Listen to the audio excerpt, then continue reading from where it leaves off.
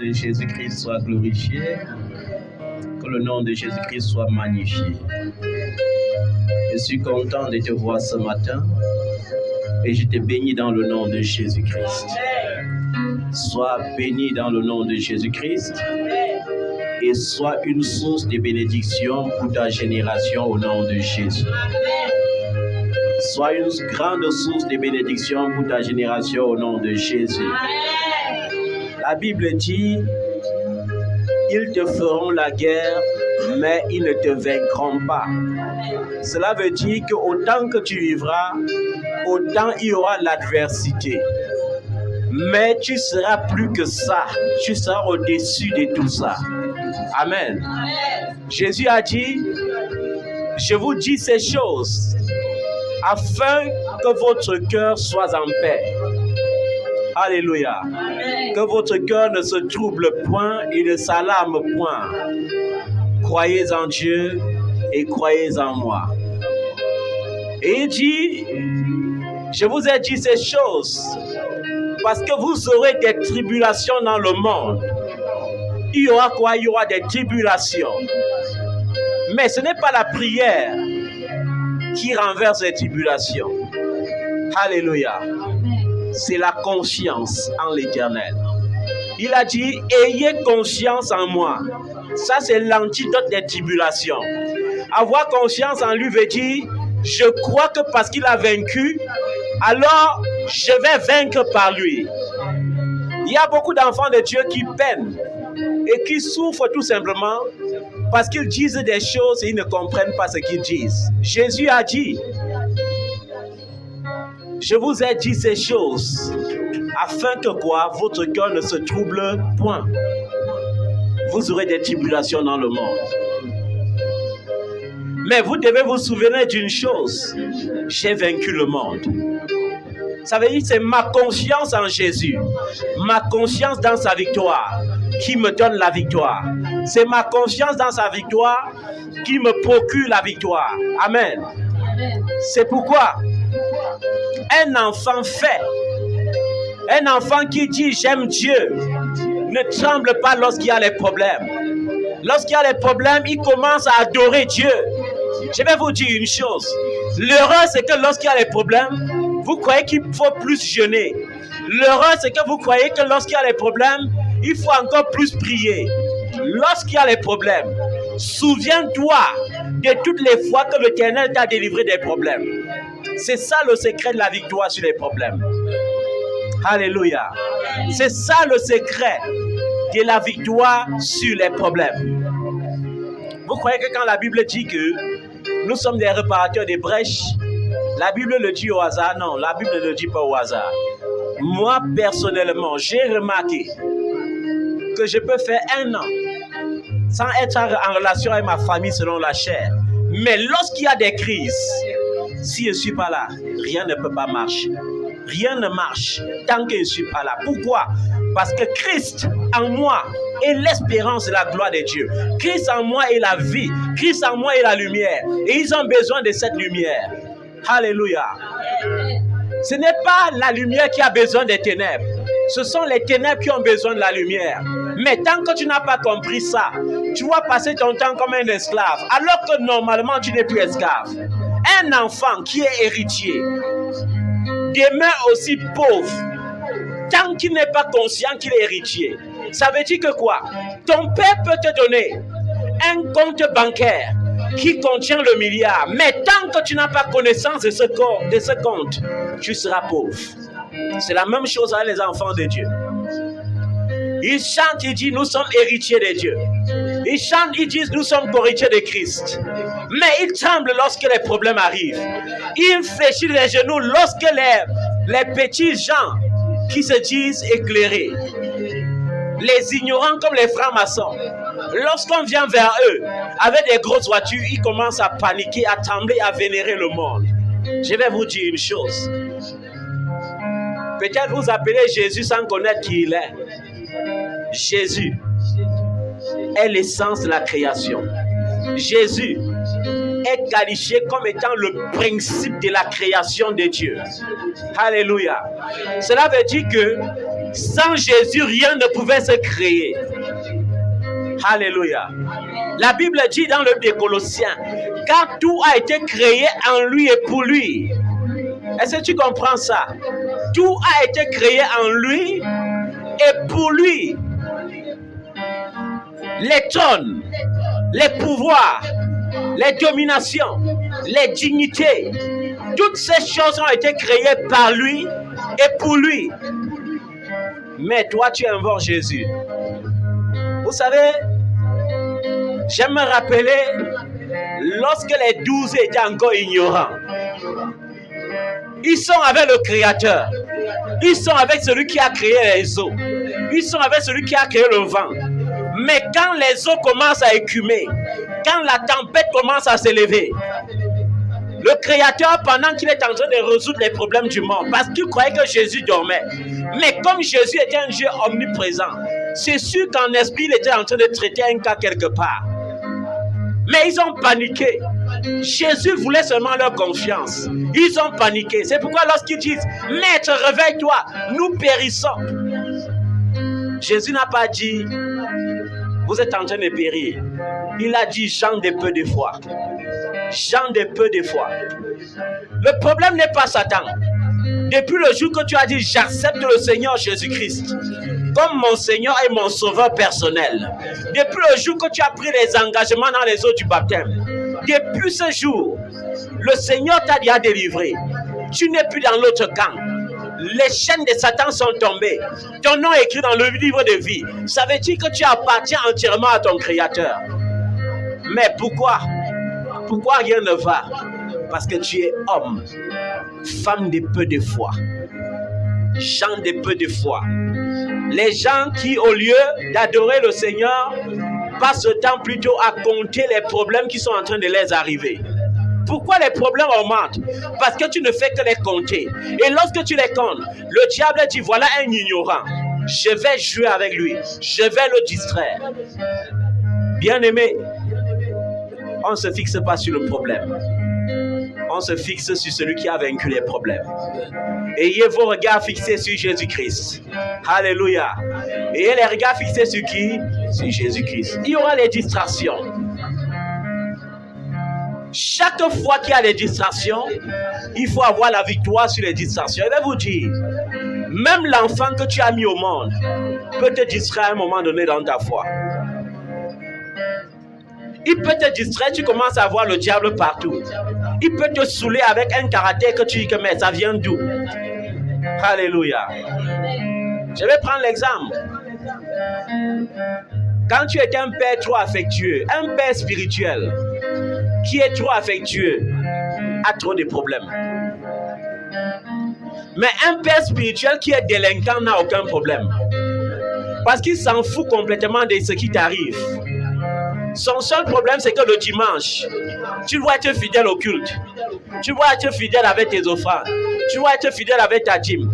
Tu dois être fidèle avec tes dons. Le reste, il s'en fout. Que tu sois en parfaite santé ou pas, il s'en fout. Que tu vives bien ou que tu vives mal, il s'en fout. Mais un père affectueux, la Bible dit, celui à qui on pardonne beaucoup aime beaucoup. Et qu'est-ce que Salomon le sage dit? Il dit, celui qui augmente son savoir, augmente ses problèmes. C'est-à-dire que chaque fois que tu auras tendance à trop donner comme affection, tu dois recevoir plus de mépris en retour. Et si tu te fixes sur le mépris, tu vas échouer à ta mission. L'apôtre Pierre était trop collé à Jésus. Mais à un moment donné, Jésus a dit, arrière de moi Satan. Pourquoi Jésus dit arrière de moi Satan? Parce qu'il se rend compte que Pierre est déjà en train de vouloir le distraire. Il explique à Pierre, pour que vous soyez sauvés, pour que l'humanité soit sauvée, il faut que j'aille à la croix. Pierre dit, jamais. Seigneur, tu parles mal. Comment tu peux dire les choses comme ça? Un Dieu comme toi, à la croix comment? Il dit, arrière de moi Satan. Alléluia. Ne laisse rien te distraire. Reste concentré sur ta mission. Ne change pas. Reste concentré sur ta mission. Reste concentré. Les gens ont suivi Jésus. Alléluia. Le secret de la foule, c'est quoi? C'est la nourriture et le miracle. Amen. Jésus a choisi 12.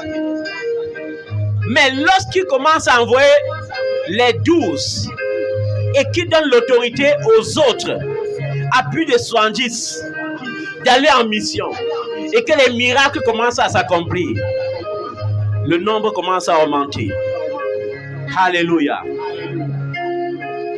Quand Jésus est arrivé dans sa patrie, la patrie de Jésus, c'était quoi? C'était quelle patrie? C'était Jérusalem. Jérusalem, la mère d'Israël, la capitale d'Israël. Alléluia. Quand Jésus arrive à Jérusalem, qu'est-ce que les gens de Jérusalem disent? On a entendu que tu fais des miracles. Montre-nous un signe. Montre-nous quoi? Qu'est-ce que Jésus répond? Est-ce qu'il dit que soleil, arrête-toi? Est-ce qu'il dit que mort, réveille-toi? Il dit qu'une génération mauvaise et perverse demande un signe.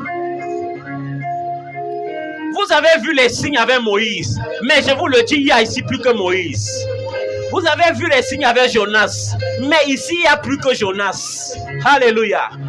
Une génération perverse et méchante demande un signe. Je vous le dis en vérité. Les villes de Sodome et Gomorrhe se lèveront en jugement contre vous au jour du jugement.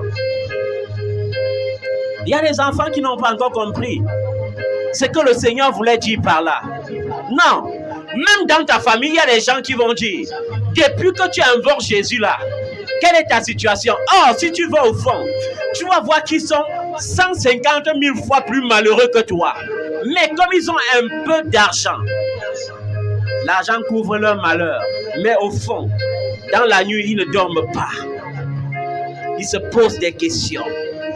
Seigneur, pourquoi je n'ai pas accouché beaucoup?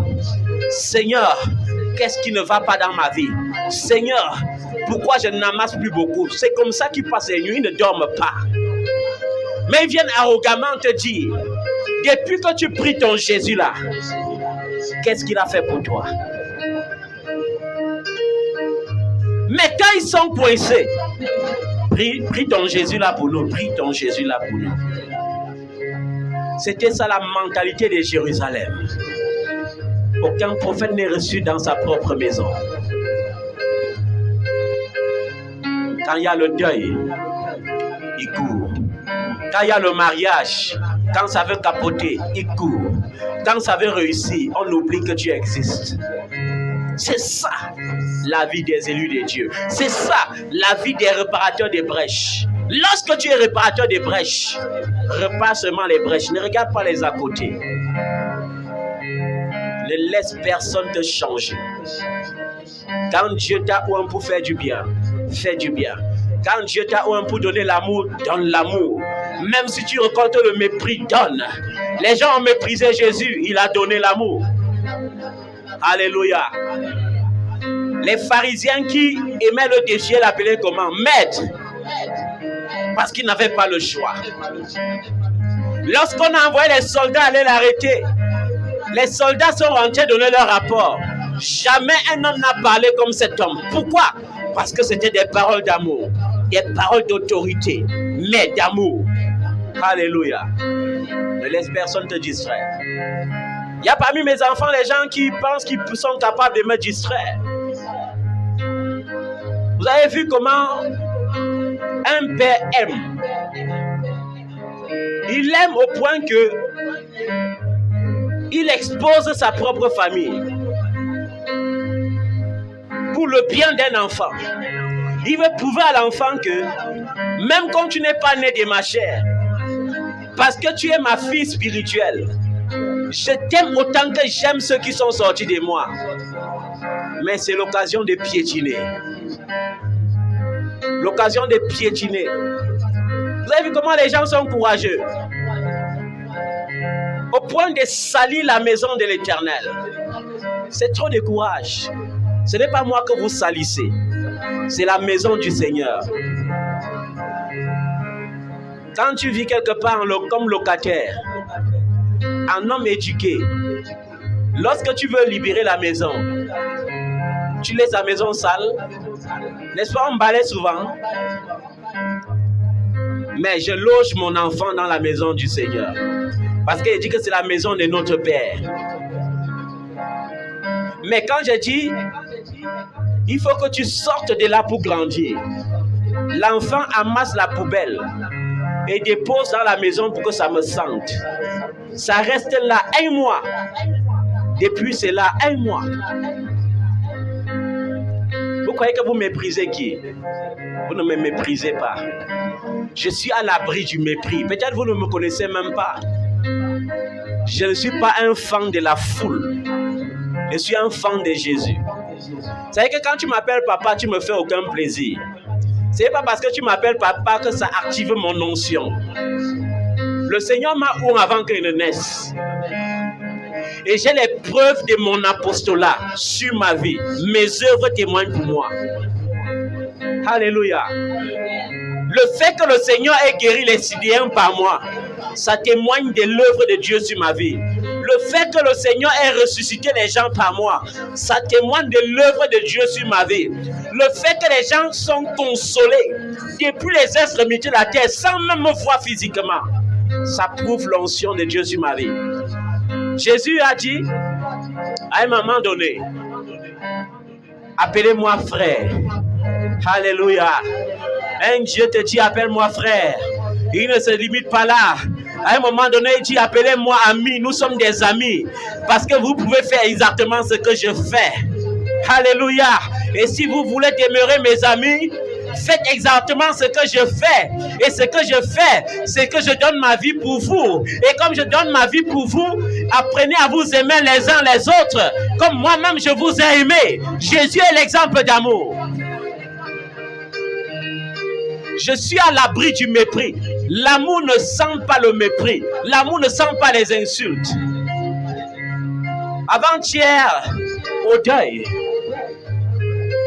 il y a une de mes cousines qui a été menacée par ma belle famille.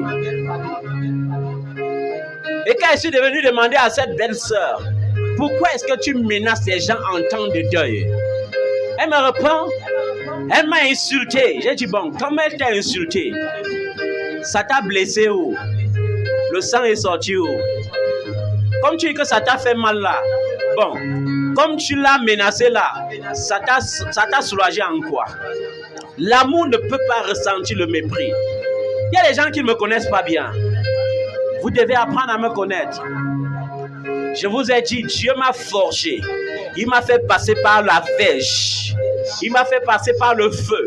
Il m'a fait passer par le désert. Ce sont les bébés au lait qui se sentent menacés. Moi, je ne me sens pas menacé. Par aucun mépris. Comme l'apôtre Paul disait, nous sommes regardés comme les balayeurs du monde. Comme quoi? Les balayeurs du monde.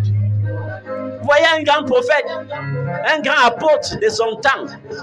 Mais il dit devant l'église, nous les autres, nous qui sommes normalement loin, nous les apôtres, nous qui nous rendons pauvres pour enrichir plusieurs. Maintenant, lorsqu'ils sont riches, ils nous regardent comme la boue, comme les balayeurs du monde, comme les souilleux. Et c'est la même chose qu'on me prouve. Parce que quand l'enfant dépose la poubelle, pour que son père vienne porter, c'est pour dire que quoi? Que papa, sois serviteur et sers-moi encore au-delà de ce que tu sers. Quand tu as dit à un enfant, déménage pour que j'apprête le bureau, pour ton bien et pour mon bien, l'enfant fait semblant de déménager. Moi, j'appelle ça faire semblant de déménager. Tu déménages, tu demandes le lit, tu laisses tous tes accessoires, ça veut dire que tu n'as pas déménagé. Autant mieux elle revient s'installer. Hein. Parce que quand on va loin, je vais aussi loin. Vous ne connaissez pas par où je suis passé. Je suis passé au milieu des religieux. Au milieu des religieux, il y a l'hypocrisie. Au milieu des religieux, il y a la sorcellerie. Au milieu des religieux, il y a la calomnie. J'ai été éprouvé par tout ça à l'église évangélique du Cameroun. Renseignez-vous.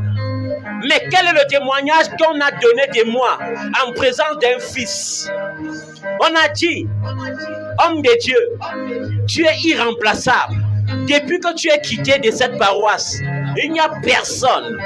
On forme même, mais il n'y a personne qui peut faire comme tu faisais. Alléluia.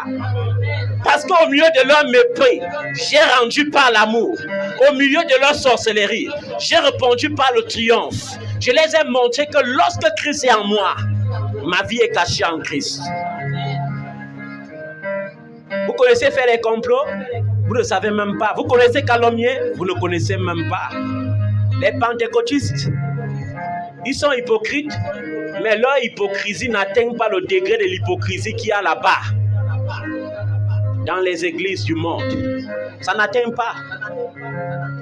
Ce qui me fait mal au milieu pentecôtiste, c'est seulement leur façon d'être limitée. Au moins les religieux, même s'ils sont hypocrites, ils sont organisés.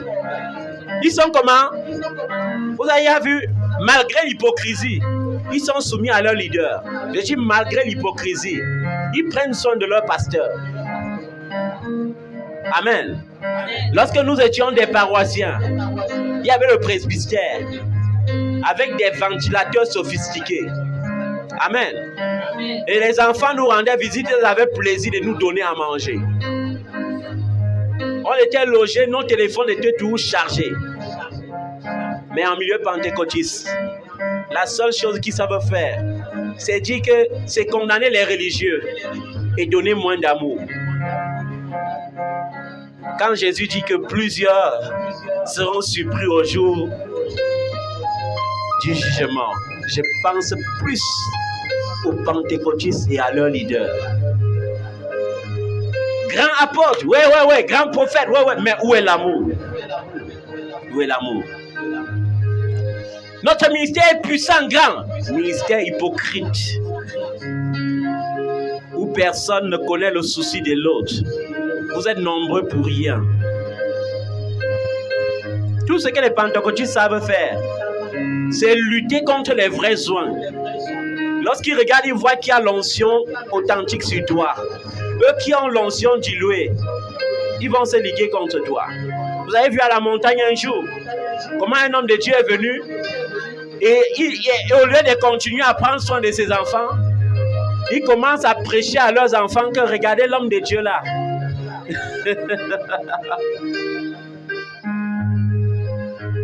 J'ai été éprouvé par le feu et par la verge. Dieu m'a dirigé dans le désert. Je suis à l'épreuve du mépris. Je n'ai pas le temps pour compter le mépris des hommes.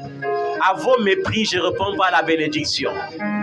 À vos mépris, je réponds par ma joie de vivre. Alléluia. Je n'ai pas le temps de pleurnicher devant les enfants. Je n'ai même pas le temps de maudire. Parce que tu es d'abord maudit. Si on te maudit encore, tu vas devenir quoi?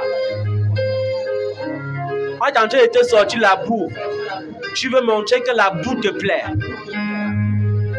Que Dieu ait compassion de toi. Vous croyez que nous-mêmes qui servons Dieu, la Bible dit que nous sommes des sacrifices vivants. Ça veut dire que même comme toi tu sèmes, moi-même je sème pour être béni. Amen. Moi-même j'offre des offrandes pour être dans le règne spirituel. La gratuité n'existe pas. Quand il y a l'autel, vous avez vu quel autel sans sacrifice? Quand Dieu a dit à Abraham que tu es béni, j'ai fait de toi une source de bénédiction. Ta postérité sera aussi nombreuse que les sables à mer. Abraham a répondu amen, il est resté tranquille. Qu'est-ce qu'il a fait? Il a élevé l'autel. Il a pris une génisse. Il a divisé en deux parties égales. L'égalité veut dire alliance. Il a déposé pour lui dans la maison. Il a déposé pour Dieu sur l'autel. Dieu a éprouvé sa foi.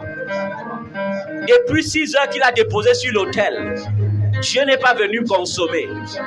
10 heures, le soleil a commencé à chauffer. Parce que c'est par le feu qu'on éprouve la foi. Abraham est resté là intact. Quand les charognards descendaient, il chassait. Quand les aigles descendaient pour manger, il chassait. Quand les corbeaux descendaient, il chassait. Il veillait à ce qu'on ne touche pas à l'offrande qui était sur l'autel. Le soleil des midi est venu cogner sa tête. Le soleil des 13 heures est venu cogner sa tête. Le soleil des 14 heures cognait sa tête. Vers 15 heures, la Bible dit, il était fatigué. Et il est resté comme ça. Un petit sommeil l'a pris. En ce moment-là, dans son doux sommeil, il a vu comment le feu est descendu du ciel. Et Dieu a agréé à consommer le sacrifice et l'alliance a été scellée. Et vous croyez que dans le règne de Dieu, il n'y a pas de gratuité possible. Alléluia. Jésus a payé le prix. Vous croyez que le sacrifice de Jésus-Christ, c'était d'abord pourquoi? C'était d'abord pourquoi? C'est par Adam que la mort a existé. Le sacrifice de Jésus-Christ, c'était pour vaincre la mort. Alléluia. Pour que la mort ne triomphe plus de nous. Mais est-ce que depuis le jour-là, il ne meurt pas en être sauvé? Celui qui croit en moi vivra. Quand même il serait. Ça veut dire, tu dois quand même d'abord. Voilà. Et les gens sont là. Ils ne comprennent rien. Jésus a payé. Vous êtes plus grand que Paul, qui a dit que nous devons participer à ces souffrances, dont les souffrances étaient tellement petites. J'ai pitié de ceux que leur évangile est seulement centré sur les biens du monde. Je suis vainqueur, parce que je suis un conquérant. Oui, on est conquérant, mais d'abord dans le règne de l'esprit. Dieu ne nous a pas envoyés sur la terre pour mendier. Mais si tu es focalisé seulement sur les affaires de la terre, alors tu n'auras pas part au ciel. Que sert-il à un homme de gagner tout le monde entier s'il perdait son âme? Que sert-il à un homme de gagner tout le monde entier s'il perdait son âme? À quoi ça sert? Vous ne connaissez pas. J'ai géré autant de crises. Quand je dis je parle de celui qui est en moi, parce que je ne tire aucune gloire. Sans Jésus, je ne suis rien. Il est mon absolu. Il est mon alpha, mon oméga, mon tout en tout. Je l'aime plus que ma propre vie. Alléluia. Aucune chose n'a plus de valeur pour moi que Jésus. Est-ce que vous comprenez ça? Aucune chose n'a de valeur devant mes yeux, plus que Jésus. Aucune. La Bible dit, qui accusera les élus de Dieu? C'est Dieu qui justifie. Qui les condamnera? Christ est mort, bien plus il est ressuscité. Et il n'est pas seulement ressuscité, il est assis à la droite de la majesté divine.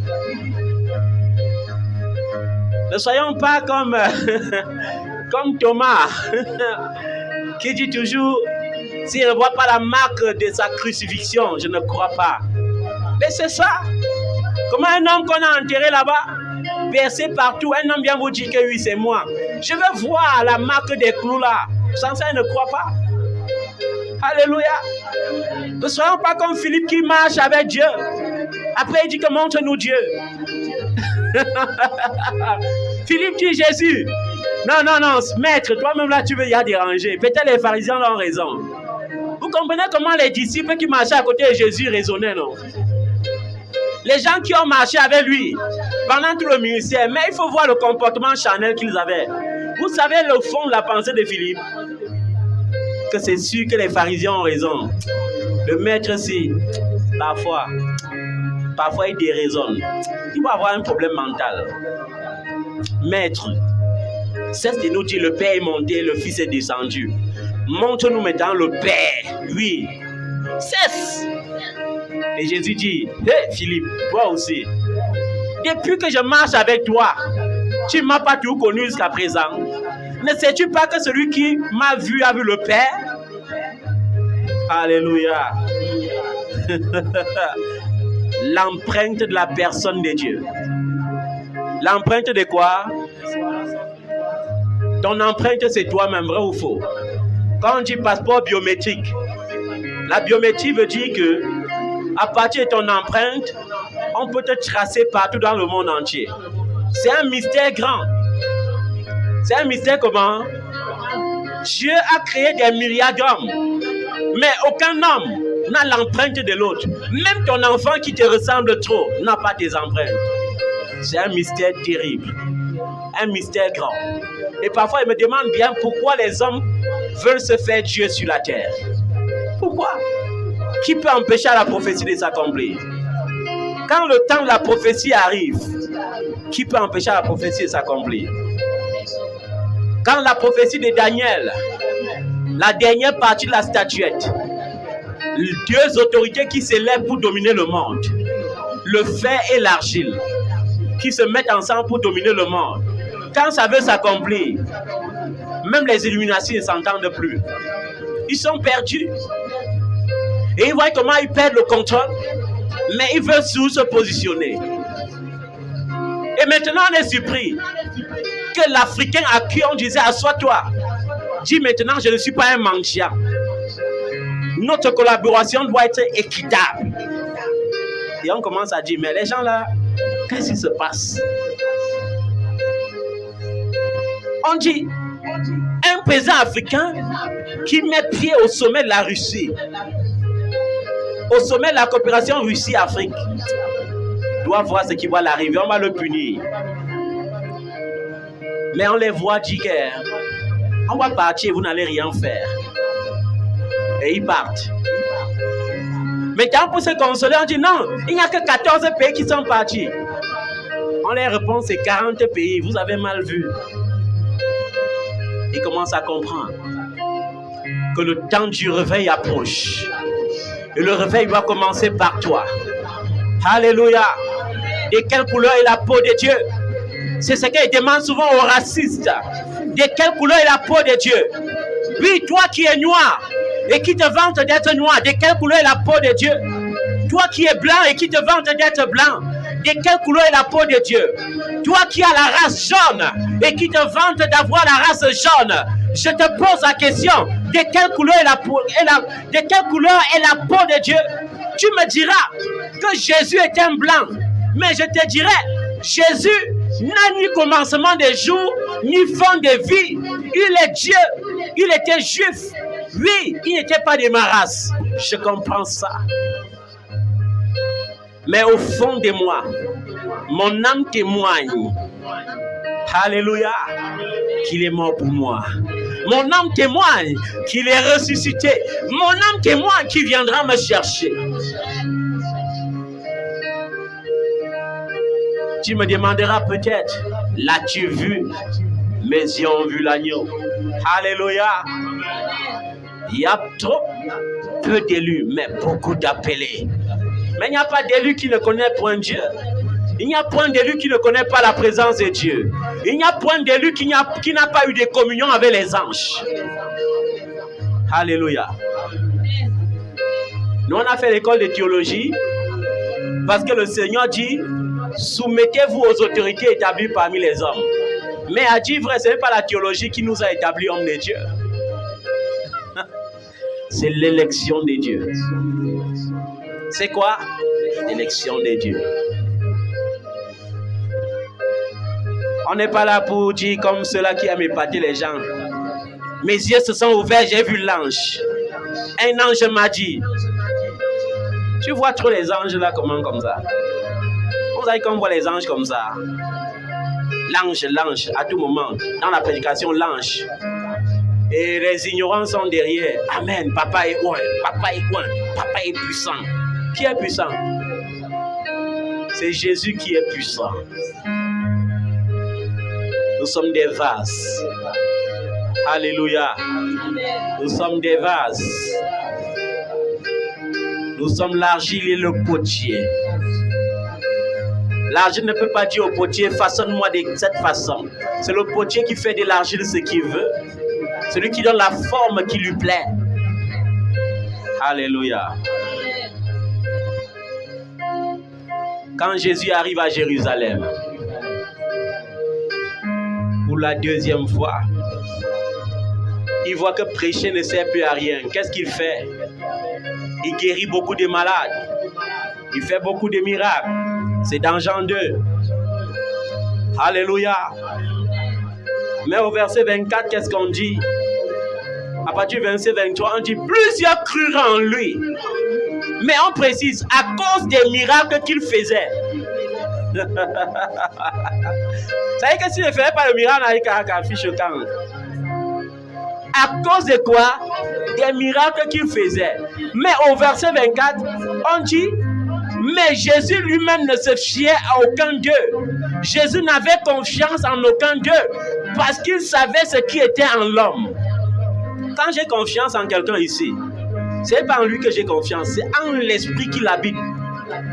Les gens vont dire, ils sont surpris lorsqu'ils lisent l'évangile et on décrit Jean, le disciple que Jésus aimait le plus.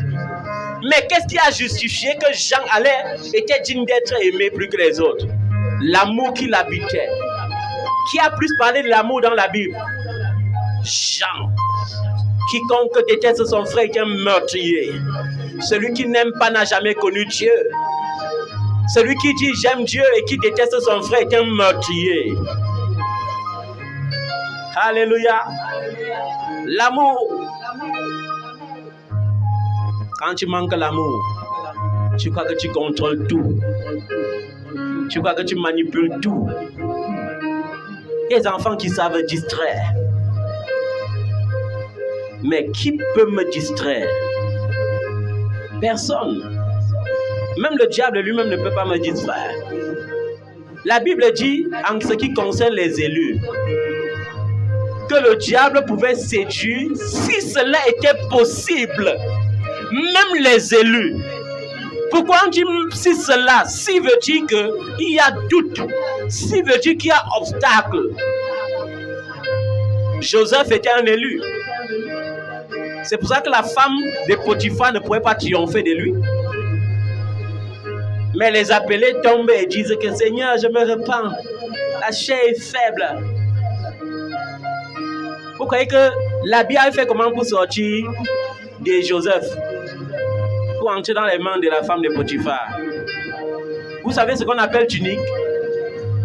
Quand on porte une tunique, c'est le pagne. Tu peux tirer le pagne, ça sort, non? Mais on enlève une tunique, non? Alors?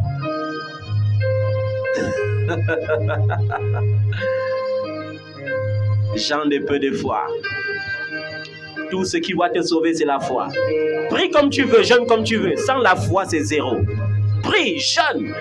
Quand tu pries beaucoup, tu jeûnes beaucoup. Et le diable voit que tu n'as pas confiance en Dieu. Ton jeûne et ta prière attirent beaucoup de problèmes et beaucoup de démons. Le diable te met au travail. Il dit que toute ta vie, tu vas seulement envoyer le feu jusqu'à te fatiguer. J'envoie le feu au nom de Jésus. La nuit, tu ne dors plus. Fire, fire, fire. Dans la journée maintenant, les violents maux de tête. Parce que le corps a besoin du sommeil. Tu n'as plus le temps de donner le sommeil au corps. Alléluia. Il n'est pas écrit que ne dormez pas. S'il est écrit veillez, soyez sobre. Il est aussi écrit ne dormez pas comme les autres dorment. Ça veut dire qu'il faut quand même dormir. Alléluia. Jésus n'avait confiance en aucun d'eux. Je vais vous dire une chose. Aucun homme sur cette terre n'est ma priorité. Aucun homme sur cette terre n'est ma priorité. Seul Jésus est ma priorité. L'avantage que j'ai, c'est mon dévouement, mon amour pour mon Dieu, mon amour pour les hommes. Je donne l'amour. Je n'attends rien de personne. J'attends. Parce que lorsque tu me donnes même quelque chose, c'est Jésus qui t'ordonne de me donner. Ce n'est pas par volonté personnelle. Est-ce que vous comprenez ça? Ça veut dire qu'il y a toujours une réserve pour moi. Que tu sois là ou pas, il y a toujours une réserve pour moi. Là où 2 ou 3 sont rassemblés, je suis au milieu d'eux. Ça veut dire que quoi? Je peux décider même de fermer ce bureau. Et à partir de ce bureau, alléluia, l'évangile sera toujours prêché à travers le monde entier. Pas dans les réseaux sociaux. Avec mon groupe, enseigne-nous prophète Simo. Le Seigneur, j'ai 488 personnes. Alléluia. Avec mon groupe, Amis qui aiment Mission évangélique camerounaise, le Seigneur gère 367 personnes. Avec le groupe Mission évangélique internationale, le Seigneur gère plus de 700 personnes. Avec la page Amour en Action, le Seigneur gère plus de 1,4 cas de personnes. Est-ce que vous comprenez ça? On n'a pas eu besoin de faire des publicités ou des promotions, parce que ma publicité, c'est Jésus. Ma publicité, c'est l'amour que je donne. Vous croyez que quoi? Que c'est parce que je suis un homme extraordinaire pour que les gens m'appellent du bout du monde pour dire homme de Dieu. Quand je parle avec toi, mon esprit est apaisé. Quand je parle avec toi, ma vie reprend un sens positif, un sens normal. Je me sens vivre. Pourquoi? Christ en moi, l'espérance et la gloire. Alléluia.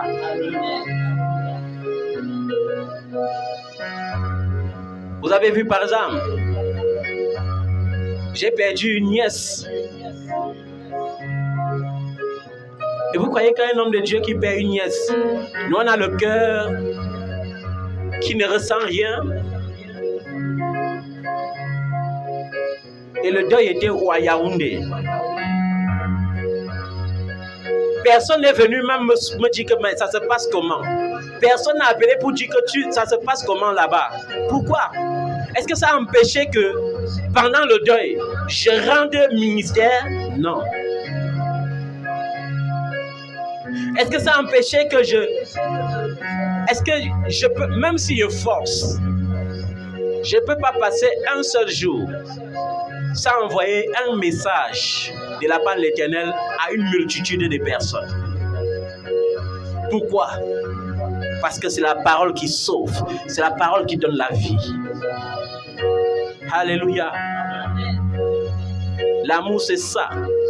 S'effacer soi-même et penser plus aux autres. Je vous avais dit que mon fils, que voici, faisait sa soutenance le même jour où je partais pour le deuil. Gloire à Dieu, peut-être il y a eu une personne ou deux personnes qui sont allées le voir. Et ce jour-là, je suis rentré chez moi à 22h étant fatigué. Et il fallait encore toujours rendre ministère.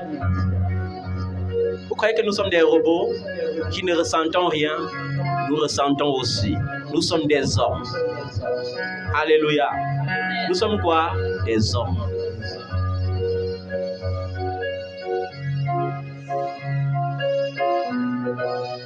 Dans Romains chapitre 12, du verset 9 au verset 13, c'est le verset qui me plaît beaucoup dans la Bible. Parce que là-bas, la ponctuation montre que c'est l'ordre. Dans chaque partie de la Bible où tu vas voir que la parole c'est l'ordre, fais attention.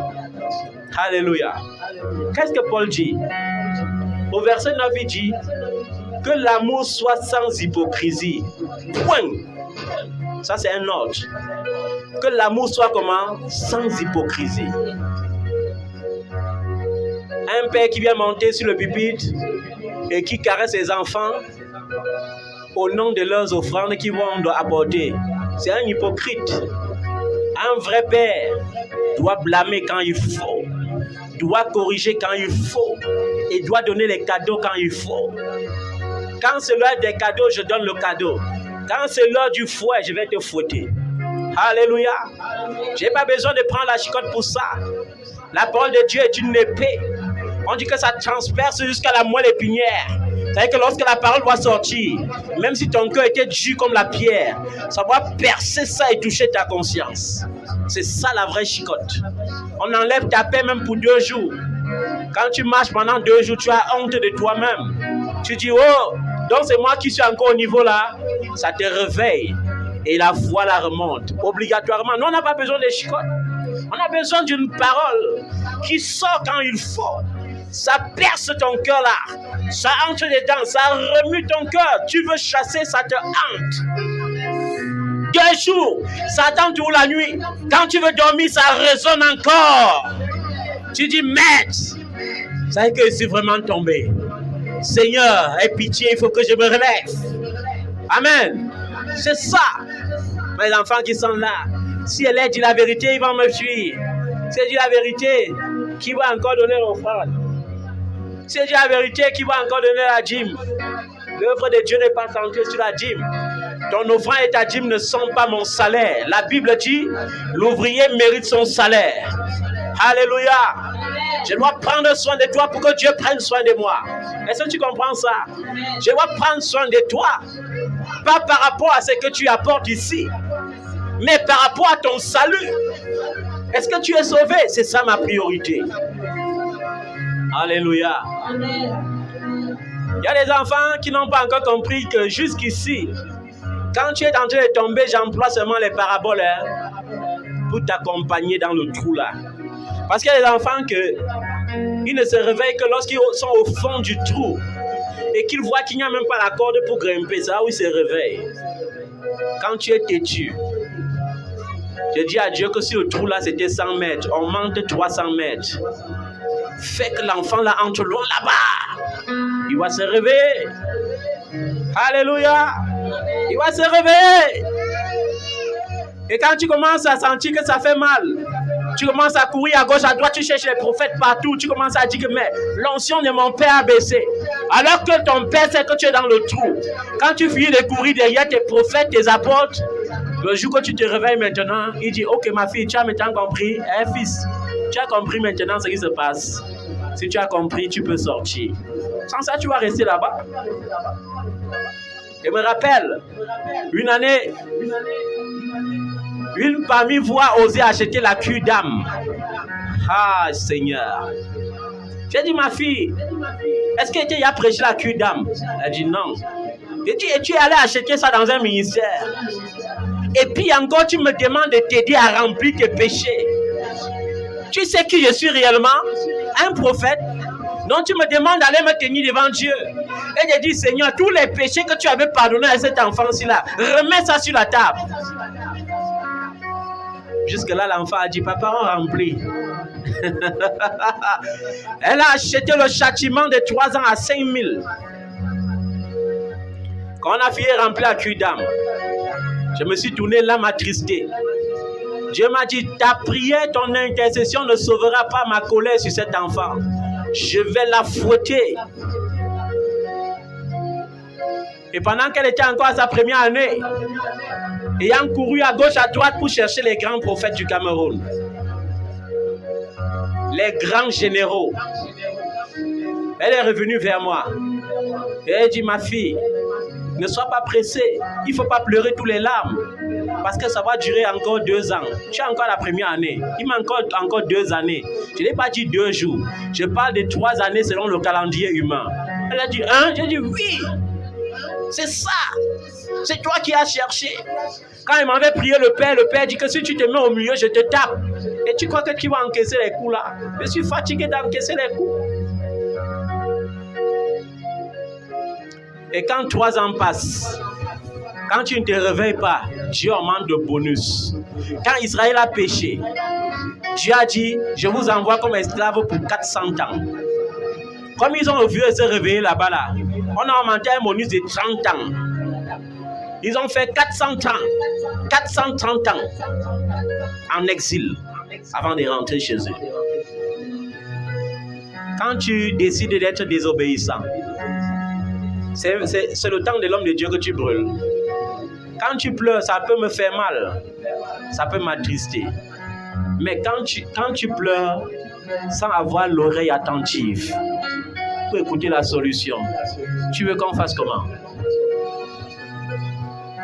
L'échec, c'est pour les enfants qui sont dispersés. L'apôtre Paul a dit quelque chose de fondamental. Tu peux avoir plusieurs directeurs dans la foi, mais tu ne peux pas avoir 2 pères. C'est-à-dire que lorsque tu méprises ta source, aucune source ne peut t'irriguer. C'est pour ça que quand un enfant est rebelle, tout ce qu'il peut faire, c'est prier et me taire. Est-ce qu'on va empêcher un enfant d'être têtu? Non. on te laisse là-bas. Quand tu vas rencontrer le Père là face à face. Parce que quand je parle, le Père avait la parole, mais quand lui vient, il vient avec la verge. Comment Jean a décrit Jésus? Il dit, il tient sa verge en main. Hein? Et il vous pètera avec quoi? Avec quoi? Avec quoi? Avec son bâton. C'est que quand Dieu veut te parler, tu veux faire comme si tu ne... Il tape. Quand Dieu a dit à Moïse, j'étais choisi. Moïse a dit que tu as fait l'erreur. Dieu a dit que, ok. Comme moi, Dieu fait les erreurs là, il te calcule devant. Mais il ne savait pas ce que Dieu pensait. Dieu a quand même dit que mets ta main dans l'habit. Il a mis. Quand il a sorti, il y avait la lèpre sur ça. Dieu a dit remets dans ton habit. Quand il a remis, c'est sorti pur. Jette ton bâton au sol, c'est devenu le serpent. Saisi par la queue, c'est redevenu le bâton. Vous savez qu'avec Dieu, il faut être attentif. Si tu dis saisi par la queue, tu saisis par la tête, ça va te tuer. Alléluia. Quand le peuple a péché, quand Dieu a envoyé les serpents brûlants contre eux, l'antidote c'était quoi? C'était le serpent d'airain que Moïse allait fabriquer. Mais il fallait regarder le serpent d'airain en croyant que même si le serpent te pique encore, tu ne peux plus mourir. Ça veut dire que ça nécessitait tout la foi. Il y a des gens qui aiment dire, Moïse a traversé l'eau. Il y a des gens ici que si tu fends l'eau là en deux, tu dis, ils ne peuvent pas. Parce que même pour entrer au milieu et traverser, il faut avoir la foi. Quand les requins vont venir, comme les aquariums là, ouvrir leur gueule, la baleine doit taper l'eau de l'autre côté là. D'autres vont s'évanouir parce qu'ils n'ont pas la foi. Ils pleurent. Les problèmes ne changent pas parce que tu pleures. Dieu ne te demande pas de pleurer. Il dit prie sans cesse. Alléluia. Que l'amour soit sans hypocrisie. Point. Ayez le mal en horreur, virgule. Attachez-vous au bien, point. Ayez le mal en quoi? En horreur. Déteste le mal. Déteste le mal. Alléluia. Et attache-toi fortement au bien. Ça, c'est un ordre du Seigneur.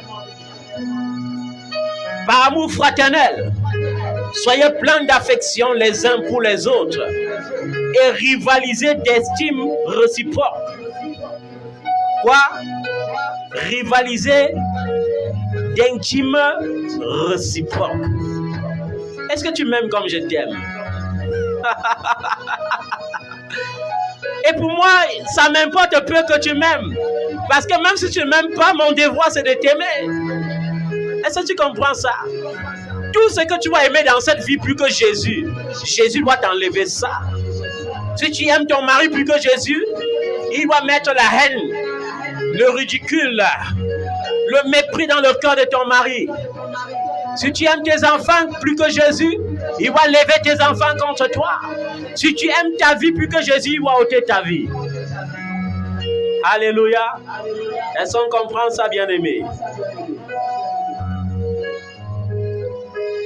Ayez du zèle et non la paresse. Avoir du zèle veut dire que quoi? Seigneur, aucun problème ne peut m'empêcher de te louer. Aucun problème ne peut m'empêcher de méditer la parole.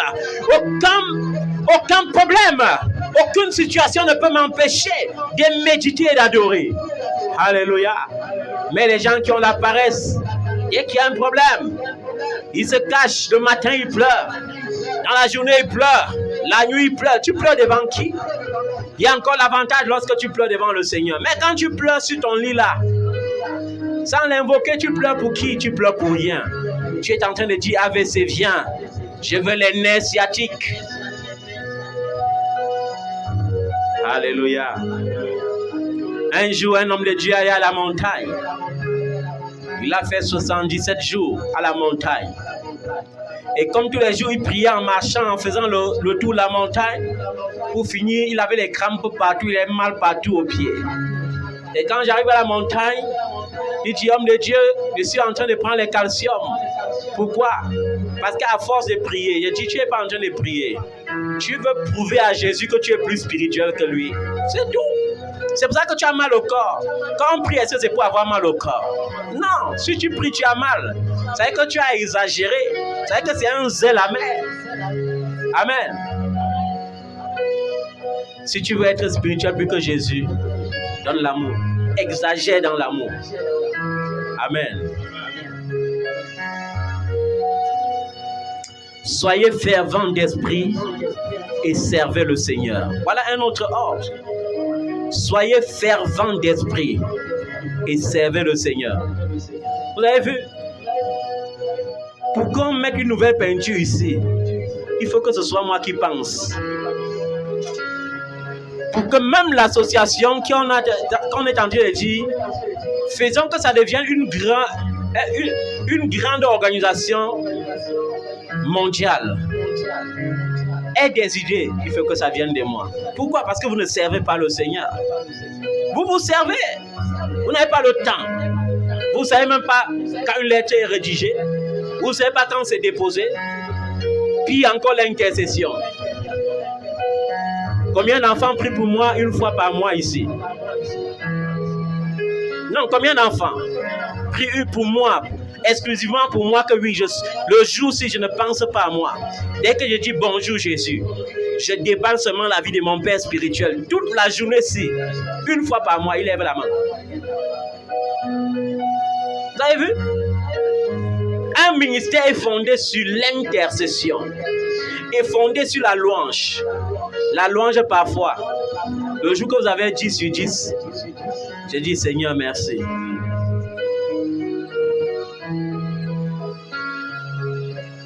Où sont les intercesseurs? Puis encore, où sont les évangélistes? Où sont les évangélistes?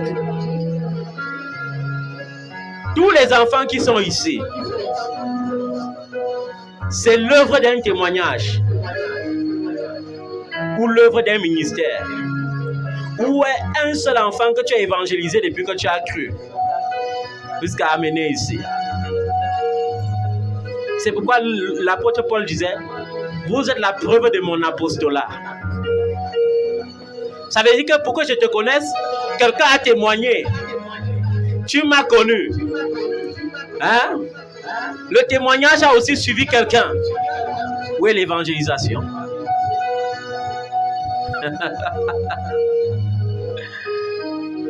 Jesus. Soyez fervents d'esprit. Soyez éveillés. Soyez des conquérants. Soyez des acteurs. C'est ça, servez le Seigneur.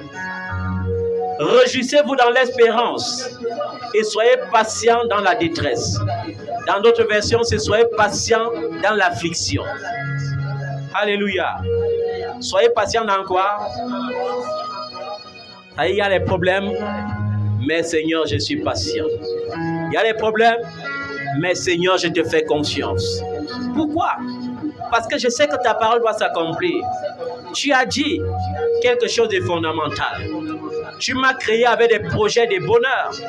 Alors, même si je vois le contraire, je sais que tu m'as créé pour le bonheur. Et c'est cette vérité. Je vais m'accrocher sur cette vérité. Seigneur, même si je ne suis pas encore premier, tu as dit, la vérité c'est que je serai le premier et je ne serai pas le dernier. Je serai la tête et je ne serai pas la queue. Je serai béni dans les champs et je serai béni dans les villes. Alléluia. Je serai une source de bénédiction. C'est à cela que tu m'as appelé. C'est cela qui me concerne. Alors rien ne doit me faire penser au contraire. Même s'il y a des problèmes, même si je vis le contraire, je sais que tu as près de mon cœur. Vous croyez que Dieu donne des grandes bénédictions sans apprêter le cœur?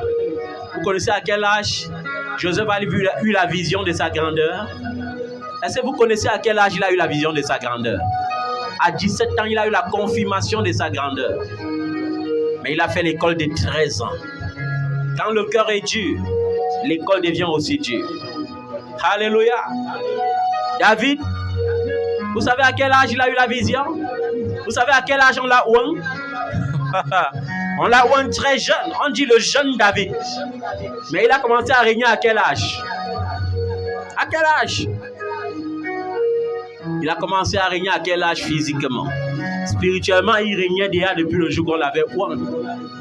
Mais physiquement, c'est toute une autre histoire. Il lui a fallu au moins 17 ans d'école. Vous savez combien d'années d'école Moïse a été formé? 40 ans. Vous savez combien de temps il a fallu pour qu'Abraham se réveille? 25 ans. Mais vous êtes là. 2 ans seulement. C'est dur. La foi est dure. Qu'est-ce qui est dur? Servir Dieu n'est pas dur. C'est ton incrédulité qui rend tout dur. C'est ton embrouille qui rend tout dur. Tu veux le raccourcir. Tu ne peux pas consulter les balles par-ci, par-là. Tu ne peux pas consulter les prophètes à gauche, à droite. Tu consultes à gauche, à droite. Et ça tarde. Papa passe au temps à prophétiser le mariage. Après, papa passe célébrer les mariages. Mais papa attend aussi que tu te maries. Pourquoi tu ne te maries pas? Parce que tu vis maritalement.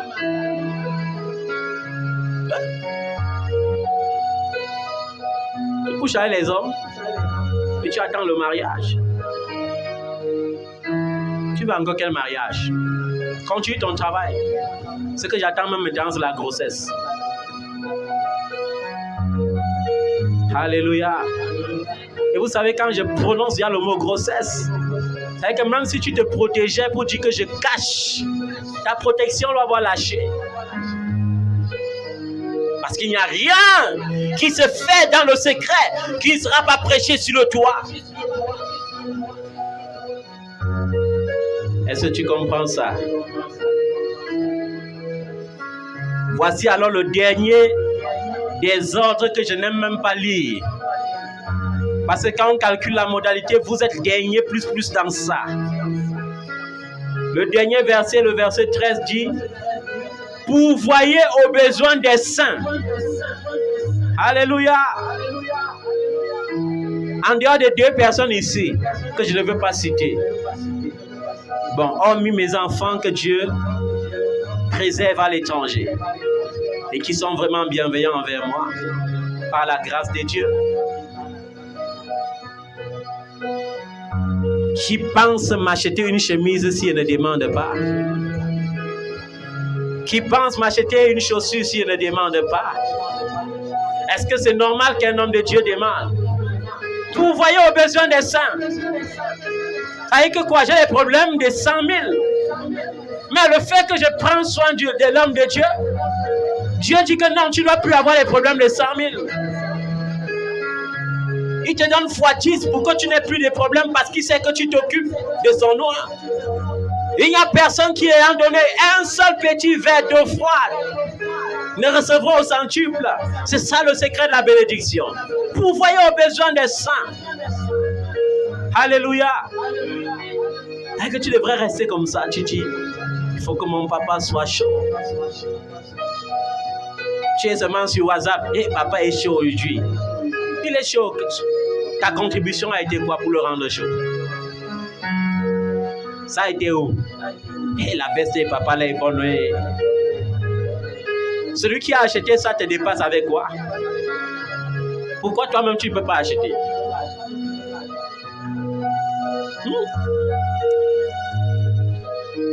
Vous croyez que papa est incapable de porter encore les jeans comme il portait les t-shirts? Non, non, pour moi l'habit n'est pas une priorité. C'est pas l'habit qui fait l'onction. Non, non, non. Même en t-shirt, j'entre à la présidence, je dois accomplir la mission divine. Parce que lorsqu'il y a l'onction, c'est plus l'habit qui te qualifie. Lorsque tu arrives devant l'autorité, il sent qu'il y a l'autorité supérieure. Alléluia. Est-ce que vous comprenez ça? Vous voyez aux besoins des saints. Et ça ne suffit pas. Il dit exercer l'hospitalité avec empressement. Oh là là. Exercer l'hospitalité avec quoi? Empressement. Cela veut dire que quoi? Ça s'accomplit dans ce verset. Ce que tu attends tous les jours qu'il fasse dans ta vie. Apprends à faire aussi cela dans les vies des autres. Amen. Un père doit être attentionné. Un père doit être comment? Attentionné veut dire d'abord être attentif. Vous avez vu? J'avais le deuil qui me chagrinait d'hier jeudi soir. Mais malgré le deuil, je me suis connecté. J'ai vu que mon fils ne me dit pas comment La soutenance se passe. J'ai dit que mais peut-être l'enfant là, il est trop occupé ou quoi. J'ai fait le voice. Fils, ça se passe même comment? Réveille-toi.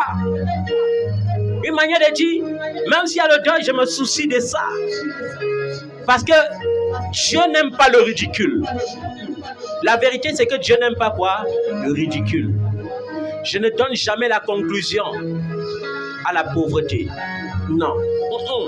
Pour rien au monde. Christ s'est fait pauvre afin de m'enrichir. Même s'il y a 100 francs dans ma poche, je suis riche. Est-ce que tu comprends ça? Parce que mon Dieu est le Dieu qui multiplie. 100 francs dans ma poche peut produire 10 000. 10 000 peut produire 100 000. 100 000 peut produire 10 millions. 10 millions peut produire 1 milliard. Est-ce que tu comprends ça? Le Dieu qui multiplie n'a pas changé. Il n'a pas fait quoi? On vous demande de pratiquer l'hospitalité avec empressement. Qu'est-ce qui a sauvé Abraham après 25 ans de perdu avec Lot? La Bible dit, sous la chaleur de la journée, il était assis sous un chêne. Le chêne, c'est un arbre. Alléluia. Il a vu trois hommes qui voyageaient. Il s'est levé avec empressement. Il n'a pas attendu que les voyageurs passent. Il est allé vers eux. Il a dit, mes seigneurs, s'il vous plaît, je vois que vous êtes fatigués du voyage. Venez d'abord chez moi. Lavez un peu vos pieds. Mangez un peu. Reposez-vous avant de continuer votre voyage. Son hospitalité a qualifié Saraï à devenir Sarah mère. La stérile a enfanté à cause de l'hospitalité. Alléluia. Les gens qui attendent toujours. Dieu a dit, je vous ai donné gratuitement. Donné gratuitement. Oui, Dieu m'a donné des dons gratuitement. C'est pourquoi lorsque je prie pour que tu guérisses, je n'ai pas besoin de dire, viens me donner l'offrande de ta guérison. Non, non. J'ai reçu gratuitement, je donne gratuitement. Mais dans l'alliance, il n'y a pas de gratuité. C'est dur de comprendre pourquoi. Qu'est-ce qui est dur?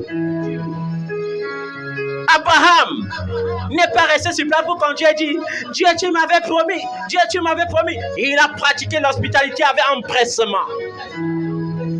Il ne savait pas qu'il partait comme ça vers Dieu. Et Dieu lui a dit, Abraham, à partir d'aujourd'hui, tu ne t'appelles plus Abraham, tu t'appelleras Abraham. Et ta femme ne se nommera plus Saraï, elle se nommera Sarah. Car je te le dis, la même période-ci, l'année prochaine, Sarah enfantera un fils. Alléluia. Vous croyez que Élie est arrivé chez la veuve de Sarepta? Il a dit directement, il y aura tout la farine dans le pot. Non, non, il a dit, donne-moi à manger. Alléluia. Quand c'était sucré dans sa bouche, il a dit, il y aura toujours la farine dans le pot. Jésus n'a pas dit, donnez-moi le pain, je multiplie. Il a dit, qu'est-ce que vous avez? Alléluia. Et pourquoi c'est dur de comprendre, bien-aimé? Tu travailles. Pourquoi ton travail ne produit pas? Parce que tu n'invites pas Dieu dans ton travail. Pour qu'un travail soit productif, il faut inclure Dieu dedans. L'inclure dedans veut dire servir l'Éternel avec mes biens. Alléluia. Avec les prémices de mon champ. Avec les prémices de mes revenus. Alléluia. C'est biblique. Est-ce qu'on se comprend? Si ce sont les faux prophètes qui viennent maintenant vous dire, les 400 premières personnes qui vont venir déposer 5 millions ici, le ciel est ouvert. Ils vont avoir 5 milliards la semaine prochaine. Même ceux qui sont pauvres ici vont courir. Il y a un homme de Dieu qui témoignait à la montagne l'autre jour. Il me dit, homme de Dieu, tu sais ce que je vivais dans mon assemblée à Bamenda? Je dis non. Il dit, j'avais une assemblée de 100 personnes. Les 100 personnes étaient tellement pauvres. Ou bien du moins, moi je croyais qu'ils étaient pauvres. Mais un jour, un prophète était de passage chez moi. Je lui ai invité de venir rendre ministère. Il est monté sur le pupitre. Il a prophétisé. Le père que je croyais être le plus pauvre s'est levé. Il a semé 1 million. Il avait ça sur lui. J'étais étonné. la mère que je croyais qu'elle n'arrivait pas à manger, elle a sémé 100 000. Vous voyez la prophétie. C'est ce qui se passe souvent avec mes amis camerounais. Lorsqu'on entend qu'un Nigérian vient, on croit que Dieu est plutôt au Nigeria. C'est là où il faut s'aimer. Et alors, après avoir sémé, on commence à croupir, à dégrader. Alors que le jour qu'on s'aimait, on avait promis que le miracle va. Faites attention, bien-aimés. La Bible dit, Dieu n'est pas loin de chacun d'entre vous. Alléluia. Le prix à payer, c'est la foi. Est-ce que tu as la foi? Est-ce que tu es déterminé? Ou bien est-ce que tu veux passer toute ta vie à pleurer? Jésus a pleuré pour moi à la croix. Tout ce que j'ai à faire, c'est de l'adorer. Amen. Pour conclure aujourd'hui, vous savez, il n'y a pas l'habitude de bavarder beaucoup, mais quand le peuple devient... La Bible dit que quand le peuple devient... Quand il n'y a pas de révélation, le peuple devient sans frein. Et un peuple sans frein, là, ils peuvent faire comme le peuple qui était resté avec Aaron. Ils vont dire à papa de fabriquer le veau d'or. Mon veau d'or, c'est Jésus. Ça sera seulement lui à vie. 1 Corinthiens chapitre 4, verset 13. Bon, je vais lire moi-même, parce que ça nous concerne nous autres, nous les pauvres élus. Nous donnons la joie, mais nous avons peu de joie. Nous donnons la joie, mais nous récoltons la tristesse. Nous donnons la richesse, mais nous récoltons le mépris. Plusieurs sont prêts à faire des promesses. Papa, prie pour moi. Prie pour mon agence de voyage. Quand mon agent de voyage va commencer à prospérer, je vais t'inviter dans ma nation. Tu viendras faire les congés d'un mois. Papa, prie pour moi, je vais acheter la maison. Dès que j'achète la maison, je vais t'inviter. Papa, prie pour moi. Dès que les affaires marchent, je te promets, je serai fidèle. Combien de personnes sont fidèles? Combien de personnes sont fidèles? La fidélité est la preuve que l'Esprit de Dieu t'habite. Les infidèles n'ont pas l'Esprit de Dieu. Alléluia. L'apôtre Paul dit, et je sens qu'il avait ce ressentiment que j'ai présentement.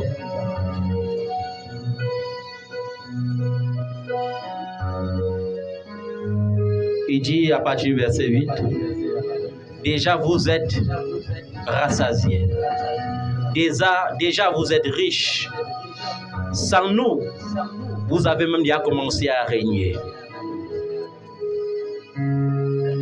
Et puissiez-vous régner, en effet, afin que nous aussi, nous régnons avec vous.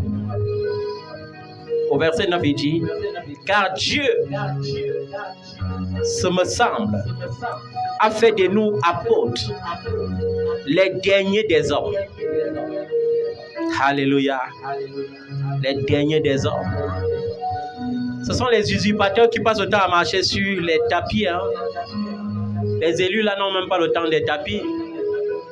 Il dit nous les apôtres. Il me semble que Dieu a fait de nous les derniers des hommes. Des condamnés à mort en quelque sorte. Et quand on parle de condamnés à mort, il n'y a que ceux qui ont vécu avec moi, qui ont vu les persécutions que j'ai eues à cause de mes prières. Vous avez vu le jour où j'étais à Vorbeti? Comment on est venu me menacer avec les poings? Vous avez vu à Vorbeti comment on m'a menacé à la machette? Vous avez vu à Vorbeti comment les sorciers sont sortis, on dit... Les autres pasteurs, quand ils prient, nous on n'a pas de problème, mais chaque fois que tu mets ton pied sur cette montagne, nos maisons commencent à chauffer. Et j'ai dit, ça chauffe parce qu'il y a la sorcellerie, repentez-vous. Ils ont dit, on ne veut plus te voir sur cette montagne.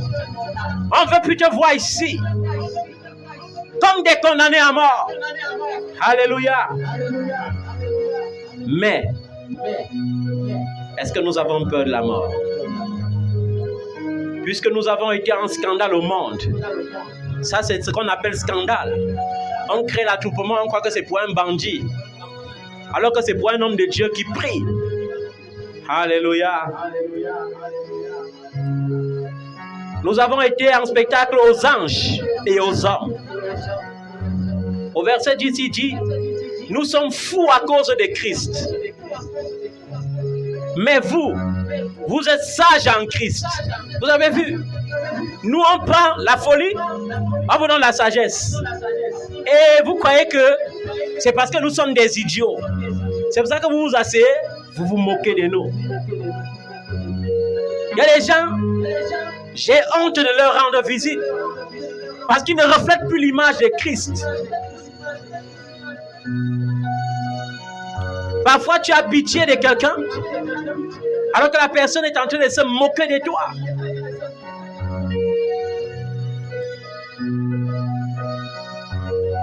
Même dans la Bible, on parle des périodes de deuil. Et on dit qu'il vaut mieux être dans une maison de deuil que d'être dans une maison de festin. Et on dit le jour de la mort vaut mieux que le jour de la naissance. On parle ici de la réputation. Mais il y a qui ont tellement souillé la réputation de mon Jésus. Les premiers enfants savent qu'au moins une fois par mois, je rendais visite aux gens. Je rendais visite. Même si tu vis loin où je quitte, je te trouve là-bas. Mais aujourd'hui, je ne rends plus visite. Ce n'est pas par excès d'occupation. C'est que où est la réputation du nom de Jésus? Où est la réputation? Quand tu fais en sorte que les païens commencent à réfléchir et à se demander si ton Jésus est vrai, ton père va venir là-bas chercher qui? Jusqu'à présent, je n'ai pas eu des réponses. Des réponses vis-à-vis de l'attitude de la seule qui a eu une douleur atroce dans ce ministère. Par la perte de son mari. Et jusqu'ici, je me pose toutes les questions. Comment un enfant de Dieu peut enterrer son mari et 3 mois après se préoccuper de construire la maison? Même si c'est ton beau-frère qui t'induit en erreur, tu lui attends que le deuil passe. Vous savez comment les païens interprètent cela? Et on va vivre comment? Vous savez que les gens sont accrochés au monde. Ils ne sont pas accrochés à Jésus. Vous voyez, souvent, il m'est arrivé de faire des choix entre un riche et un pauvre. Mais aujourd'hui, je me demande s'il y a toujours raison de choisir le pauvre. Parce que j'ai remarqué que les gens que tu tires de la boue sont les plus ingrats lorsqu'ils sont élevés. Lorsqu'ils ont juste le goûter de la bénédiction, ils deviennent méprisables et méprisants. Des gens que tu tires des profondeurs de la boue. Et c'est regrettable. C'est regrettable.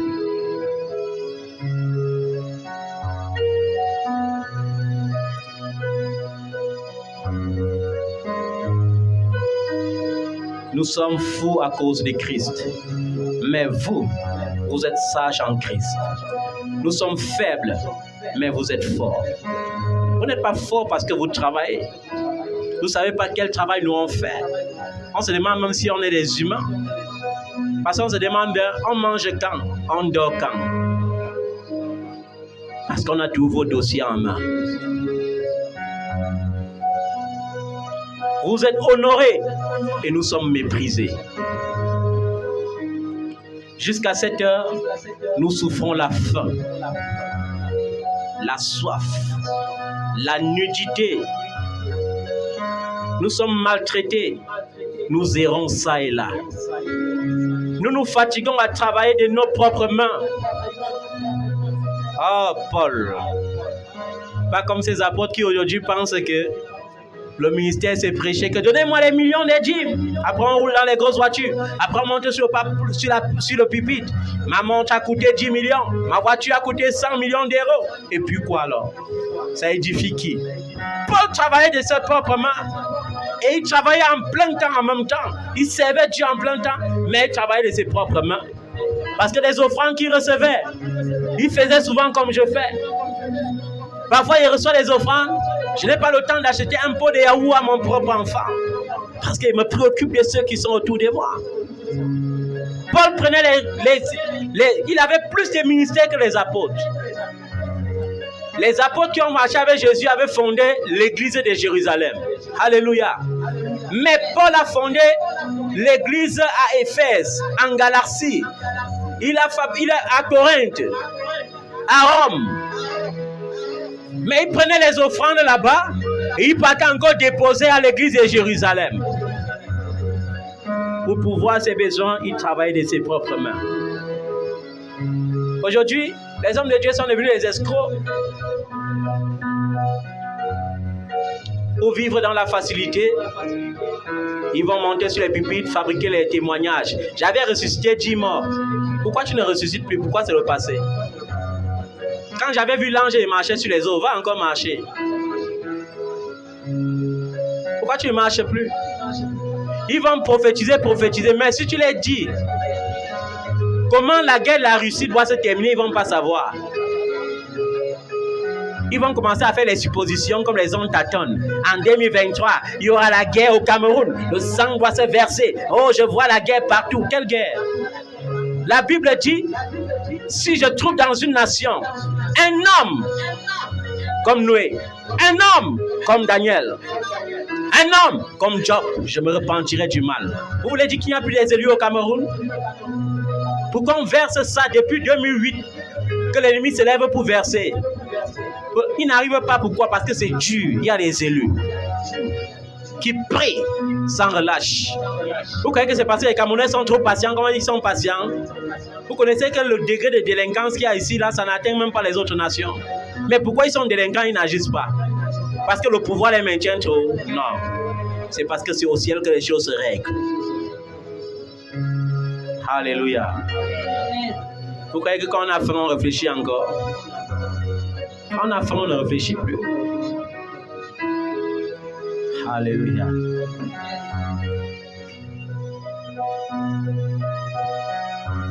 Jusqu'à 7 heures, nous souffrons de la faim, la soif, la nudité.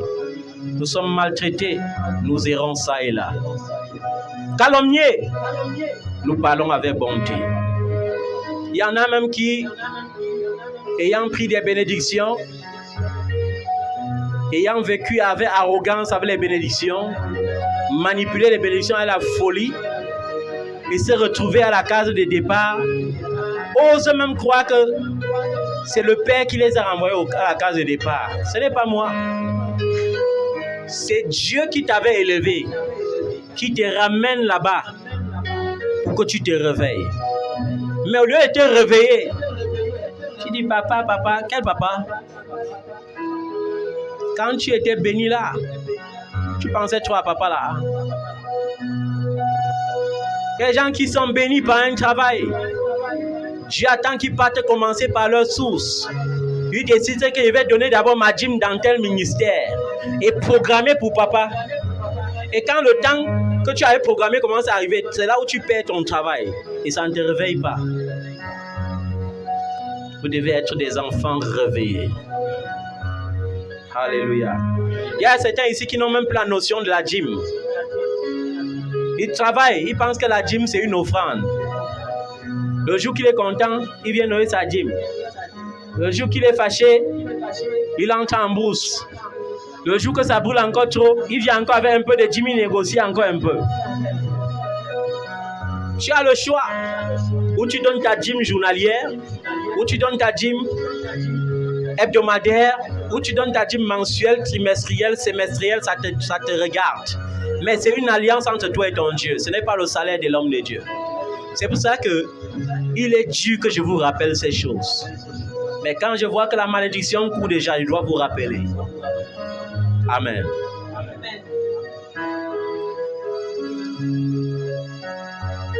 Nous nous fatiguons à travailler de nos propres mains. Injuriés, nous bénissons. Persécutés, nous supportons. Calomniés, nous parlons avec bonté. Nous sommes devenus comme les balayeurs du monde, le rebut de tous jusqu'à maintenant. Ce n'est pas pour vous faire honte que j'écris ces choses. Mais je vous avertis comme mes enfants bien-aimés. Amen. L'apôtre Paul l'a dit et je le redis aussi. Ce n'est pas pour vous faire honte que je prêche ce genre de messages. Mais c'est pour vous témoigner l'amour que j'ai pour vous. Amen. Parce que lorsqu'on blâme un enfant, c'est pour le rendre sage. Et jusqu'à présent, les gens pensent que je blâme. Je n'ai jamais blâmé. Je vous goûte ce que peut devenir une blâme. Parce que quand il faut blâmer, on blâme avec le tonnerre.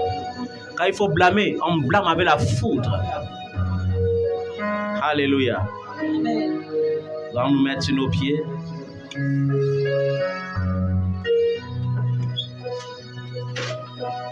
Jusqu'au bout, je veux te suivre dans les bons, les mauvais jours. À toi pour mourir et vivre, à toi Jésus pour toujours. Lui perdre sa propre vie, consentir à n'être rien, n'est pas qu'une seule envie, aimer Jésus le sait bien. Jusqu'au bout, je veux te suivre dans les bons, les mauvais jours. À toi pour mourir et vivre, à toi Jésus pour toujours. Il faut quitter ce qu'on aime, savoir être mal jugé, endurer l'injure même du monde, être méprisé jusqu'au bout. Jusqu'au bout, je veux te suivre dans les bons, les mauvais jours. À toi pour mourir et vivre, à toi Jésus pour toujours. Seigneur, apprends-nous à bénir lorsqu'on nous maudit. Apprends-nous à répondre avec des paroles de grâce lorsqu'on nous calomnie et qu'on nous insulte.